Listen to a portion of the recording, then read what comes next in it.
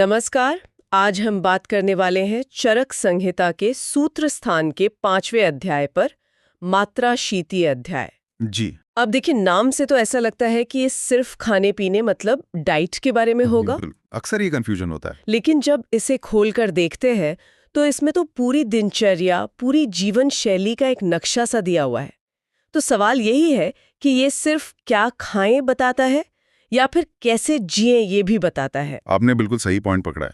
और ये अध्याय इसलिए भी बहुत महत्वपूर्ण है क्योंकि यहीं से आयुर्वेद अपने पहले लक्ष्य पर काम करना शुरू करता है। स्वस्थ व्यक्ति के स्वास्थ्य की रक्षा करना। जी बिल्कुल। इससे पहले के जो अध्याय थे उन्होंने एक थ्योरेटिकल बेस बनाया, लेकिन स्वास्थ्य को बनाए रखने के जो प्रैक्टिकल तरीके हैं उनकी शुरुआत असल में यहीं से होती है। तो ये एक तरह से शरीर का यूजर मैनुअल है। हाँ, कह सकते हैं, एक यूजर मैनुअल जिसकी शुरुआत हो रही है। और इस मैनुअल का जो पहला सिद्धांत है वो बहुत सरल है, आरोग्यम भोजनाधीनम। मतलब हमारी सेहत हमारे भोजन पर ही निर्भर करती है। जी, इसे समझने के लिए एक एनालॉजी लेते हैं, जैसे गाड़ी। गाड़ी चलाने के लिए सिर्फ पेट्रोल डालना काफी नहीं होता, उसकी रेगुलर सर्विसिंग भी उतनी ही जरूरी है। सही बात है। तो इस अध्याय के हिसाब से आहार हमारी गाड़ी का पेट्रोल है और दिनचर्या मतलब रोज की आदतें वो उसकी रोजाना की सर्विसिंग है। तो अगर पेट्रोल की क्वालिटी या मात्रा सही नहीं है तो गाड़ी ठीक से नहीं चलेगी। बिल्कुल। और अगर सर्विसिंग नहीं हुई तो अच्छी से अच्छी गाड़ी भी जवाब दे देगी। तो शुरुआत पेट्रोल से ही करते हैं, यानी आहार से। आहार में सबसे पहली और सबसे जरूरी बात जो कही गई है वो है मात्राशी स्यात्, यानी भोजन हमेशा उचित मात्रा में करो। ये सुनने में बहुत सामान्य लगता है, पर इसके पीछे का विज्ञान क्या है, ये उचित मात्रा कितनी है? देखिए, इसका कोई one size fits all formula नहीं है, लेकिन एक बहुत ही सुंदर कॉन्सेप्ट दिया है, त्रिविध कुक्षीय विमान। त्रिविध कुक्षीय विमान। हाँ, इसका मतलब है कि अपने पेट यानी कुक्षी को आप 3 हिस्सों में इमेजिन करें। ठीक है। एक हिस्सा आपको ठोस आहार के लिए भरना है, जैसे रोटी चावल। दूसरा तरल के लिए, जैसे दाल सब्जी पानी। और तीसरा हिस्सा उसे खाली छोड़ना है। खाली छोड़ना है। ये तो काफी अलग बात है। ज्यादातर लोग तो सोचते हैं कि पेट जब तक पूरा ना भर जाए तब तक तृप्ति नहीं होती। जी, और यही गलती होती है। वो जो खाली जगह है वो वात, पित्त और कफ के संचरण के लिए जरूरी है। अच्छा। अगर पेट पूरा भर जाएगा तो इन दोषों को अपना काम करने की जगह ही नहीं मिलेगी।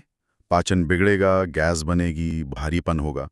वो खाली जगह एक तरह से पाचन तंत्र के लिए ब्रीदिंग स्पेस है। समझ गए। जैसे गाड़ी के इंजन में हवा की जगह ना हो तो वो बंद पड़ जाएगा। लेकिन ये मात्रा इस पर भी तो निर्भर करती होगी कि हम खा क्या रहे हैं। बिल्कुल सही। यहीं पर आहार की प्रकृति का कॉन्सेप्ट आता है। मतलब आहार गुरु है या लघु? गुरु और लघु? हाँ, गुरु आहार वो है जो पचने में भारी होता है, जैसे मैदे, गन्ने या दूध से बनी चीजें। और लघु? लघु आहार वो है जो पचने में हल्का होता है, जैसे पुराने शाली चावल, मूंग की दाल। तो इनके लिए मात्रा का नियम कैसे बदलता है? नियम बहुत प्रैक्टिकल है। जो गुरु यानी भारी आहार है उसे अर्ध सौहित्य तक खाना चाहिए। अर्ध सौहित्य मतलब? सौहित्य का मतलब है तृप्ति। तो अर्ध सौहित्य हुआ आधी तृप्ति। जब लगे कि पेट आधा भर गया है और थोड़ी भूख बाकी है, बस वहीं रुक जाना है। और हल्के आहार के लिए? जो लघु आहार है उसे न अति तृप्तता तक खाना चाहिए। मतलब आप पूरी तृप्ति तक खा सकते हैं, पर इतना भी नहीं कि पेट में बिल्कुल जगह ना बचे। और अगर कोई इस नियम का पालन करता है तो उसके फायदे क्या हैं? इसके फायदे भी बहुत सीधे सीधे बताए गए हैं। सही मात्रा में भोजन करने से बल, वर्ण मतलब आपकी त्वचा की कांति, अच्छा, सुख और आयु, इन चारों चीजों में वृद्धि होती है। और सबसे बड़ी बात, हृदय पर कोई दबाव नहीं पड़ता और खाना आसानी से पच जाता है। लेकिन आजकल तो इसका उल्टा होता है। या तो हम डाइटिंग के नाम पे बहुत कम खाते हैं या फिर स्वाद के चक्कर में बहुत ज्यादा। और दोनों ही नुकसानदेह हैं। उनके क्या परिणाम बताए गए हैं? देखिए, हीन मात्रा यानी कम भोजन से बल और वर्ण का नाश होता है, मन अतृप्त रहता है और वात के रोग बढ़ते हैं, जैसे शरीर में दर्द होना। और ज्यादा खाने से? ज्यादा खाना यानी अति मात्रा, वो तो तीनों दोषों को एक साथ बिगाड़ देता है। तीनों दोषों को एक साथ? वो कैसे? जब पेट में जरूरत से ज्यादा भोजन पहुंचता है तो वो एक तरह से सिस्टम पर ओवरलोड हो जाता है। अगर वात बिगड़ता है तो पेट में गड़गड़ाहट होती है, शरीर में दर्द होता है। पित्त बिगड़ा तो बुखार, दस्त, बहुत ज्यादा प्यास लगना। और कफ? और अगर कफ बिगड़ता है तो उल्टी, भूख ना लगना और हर समय एक आलसी सा बना रहता है। तो ये तो हो गई गाड़ी के पेट्रोल यानी आहार की बात। अब आते हैं गाड़ी की रोजाना की सर्विसिंग पर, मतलब दिनचर्या। हाँ, और यहीं पर ये अध्याय सिर्फ एक डाइट चार्ट से कहीं ज्यादा बन जाता है। ये हमें एक संपूर्ण स्वस्थ वृत्त, एक आइडियल डेली रूटीन का ढांचा देता है। इसकी शुरुआत कहाँ से होती है? शुरुआत होती है सुबह उठते ही दंत धावन और जिह्वा निर्लेखन से, यानी दांत और जीभ की सफाई। ये तो हम सब करते हैं, इसमें क्या खास बात है? खास है उसका उद्देश्य। हम इसे सिर्फ सांसों की दुर्गंध के लिए करते हैं। आयुर्वेद कहता है कि इससे मुंह की गंदगी दूर होती है, जिससे भोजन का स्वाद बेहतर आता है। अच्छा, स्वाद बेहतर आता है। जी, जब आप स्वाद ठीक से लेंगे तभी मन तृप्त होगा और पाचन के एंजाइम्स भी सही से निकलेंगे। इसके बाद एक प्रक्रिया है अंजन, यानी आंखों में काजल लगाना। आजकल तो इसे सिर्फ श्रृंगार की चीज माना जाता है। हाँ, लेकिन ये स्वास्थ्य से जुड़ा है। उस समय के पर्यावरण को सोचिए, धूल, धुआं, तेज धूप। औषधि अंजन सिर्फ आंखों को सुंदर नहीं बनाता था, बल्कि ये एक प्रोटेक्टिव लेयर की तरह काम करता था। ये आंखों के लिए एक तरह से डेली प्रिवेंटिव हेल्थ केयर था। ये बिल्कुल नया पर्सपेक्टिव है। आंखों के बाद नाक, मतलब नस्य? जी, नस्य। नाक में औषधीय तेल डालना। आयुर्वेद में कहा गया है, नासा हे शिरसो द्वारम। नाक सिर का द्वार है? बिल्कुल। तो नस्य से डाली गई औषधि सीधे सिर, गर्दन और कंधों से जुड़े अंगों पर असर करती है। रोज करने के लिए प्रतिमर्श नस्य बताया गया है, सिर्फ 2-2 बूंद। नस्य के बाद धूमपान का जिक्र आता है और ये शब्द सुनते ही थोड़ा हाँ, लोगों के मन में सिगरेट की तस्वीर आ जाती है। जी, लेकिन ये वो बिल्कुल नहीं है। तो फिर ये क्या है? ये औषधीय धूम्रपान है। जड़ी बूटियों के धुएं को मुंह या नाक से लेना। इसका मकसद फेफड़ों को नुकसान पहुंचाना नहीं, बल्कि सिर और गले में जो जमा हुआ वात और कफ है उसे बाहर निकालना है। अच्छा, तो ये एक तरह की चिकित्सा है। जी। इसके भी प्रकार हैं। प्रायोगिक है, रोज की सफाई के लिए। स्नेहिक है, रूखेपन को दूर करने के लिए। और वैरेचनिक है, जब कफ बहुत ज्यादा जमा हो जाए उसे निकालने के लिए। इसके बाद गंडूश और कवल, जिसे आजकल ऑयल पुलिंग कहते हैं, उसका जिक्र है। हाँ, तेल या काढ़े को मुंह में रखना। ये सिर्फ दांतों के लिए नहीं है, ये जबड़े को मजबूती देता है, आवाज साफ करता है। अब एक बहुत ही दिलचस्प चीज पर आते हैं, अभ्यंग, तेल मालिश। इसके लिए एक शब्द इस्तेमाल हुआ है, जरानाशन, यानी जो बुढ़ापे को रोके। ये तो बहुत बड़ा दावा है। ये सिर्फ त्वचा के झुर्रियों की बात नहीं है। जरा का मतलब सिर्फ बुढ़ापा नहीं, बल्कि समय के साथ शरीर में होने वाली टूट-फूट, वेयर एंड टेयर है। अच्छा। अभ्यंग रोज करने से वात दोष शांत होता है, जो शरीर में रूखेपन और दर्द का मुख्य कारण है। ये त्वचा को कोमल बनाता है, थकान दूर करता है और सबसे जरूरी, ये शरीर के सभी धातुओं को पोषण देता है। ये गाड़ी की रोजाना की सर्विसिंग में ऑयलिंग और लुब्रिकेशन करने जैसा है। दिनचर्या की लिस्ट में कुछ और भी चीजें हैं, व्यायाम, स्नान, यहाँ तक कि जूते पहनना और छाता इस्तेमाल करना।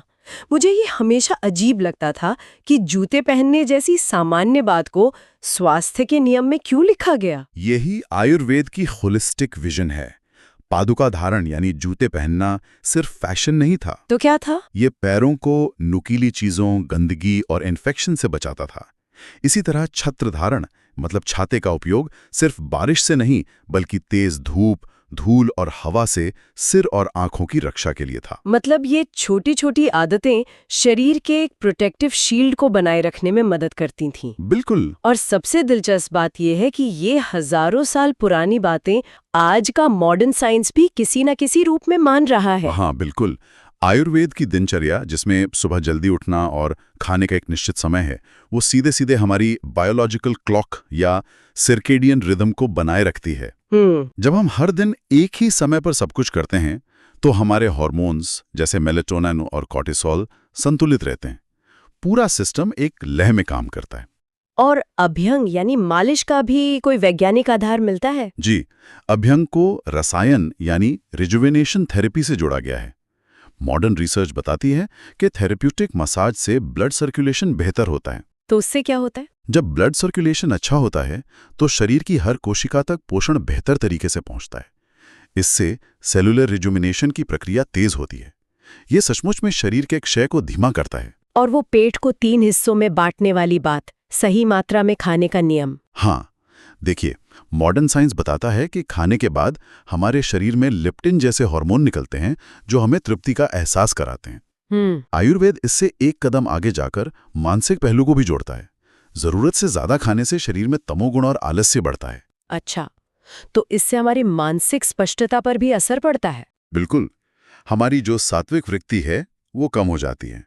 इसलिए दिमाग को तेज और साफ रखने के लिए भी ज्यादा खाने से बचना जरूरी है। तो अगर हम इस पूरी चर्चा को समेटें तो इस अध्याय से मुख्य संदेश क्या मिलते हैं? पहला और सबसे जरूरी संदेश ये है कि स्वास्थ्य की नींव सही मात्रा में लिए गए भोजन पर टिकी है, और इसके लिए त्रिविध कुक्षी का नियम हमेशा याद रखना चाहिए। एक हिस्सा ठोस, एक तरल और एक खाली। जी। दूसरा ये कि भोजन की प्रकृति को पहचानना जरूरी है।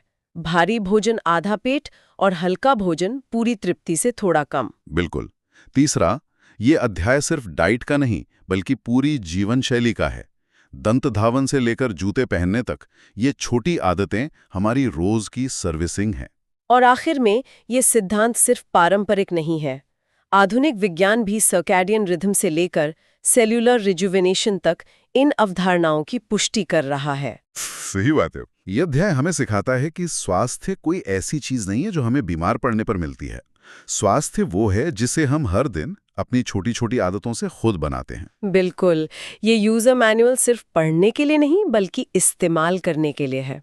जाते जाते एक विचार सबके लिए छोड़ जाते हैं। जी।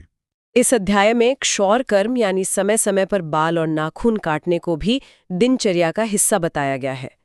कभी सोचिएगा कि शरीर के उन हिस्सों को जो एक तरह से मृत हैं, उन्हें नियमित रूप से हटाने का हमारे मानसिक स्वास्थ्य और ऊर्जा पर क्या सूक्ष्म प्रभाव पड़ सकता है।